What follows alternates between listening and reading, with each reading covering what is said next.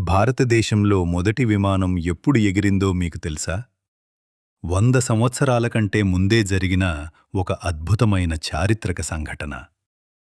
భారతదేశంలో మొదటి విమాన ప్రయాణం 1911 ఫిబ్రవరి 18న జరిగింది. ఈ చారిత్రాత్మక ప్రయాణాన్ని ఫ్రెంచ్ పైలట్ హెన్రీ పెకే నిర్వహించాడు. ఆయన నడిపిన విమానం హంబర్ సమ్మర్ బైప్లేన్. ఈ విమానం ఉత్తరప్రదేశ్లోని అలహాబాద్ నగరంలో మొదటిసారిగా ఎగిరింది. ఈ ప్రయాణం కేవలం ఒక ప్రదర్శన మాత్రమే కాదు, ప్రపంచంలోనే మొదటి అధికారిక ఎయిర్మెయిల్ సేవ కూడా. ఆ రోజున విమానం సుమారు 10 కిలోమీటర్ల దూరం ప్రయాణించి సుమారు 6500 లేఖలను ఒక ప్రాంతం నుంచి మరొక ప్రాంతానికి తీసుకెళ్ళింది.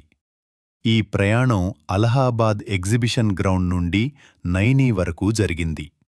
ఈ సంఘటన భారతదేశ విమానయాన చరిత్రలో ఒక గొప్ప మైలురాయి. తరువాత భారతదేశంలో విమానయాన రంగం వేగంగా అభివృద్ధి చెందింది.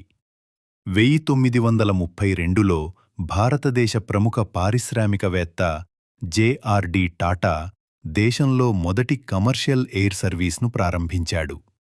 ఇది తరువాత ఎయిర్ ఇండియాగా అభివృద్ధి చెందింది.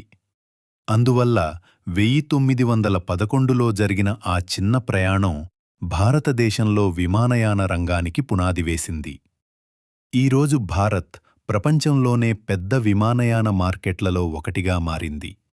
ఇలా భారతదేశంలో విమానయాన చరిత్ర ప్రారంభమైంది.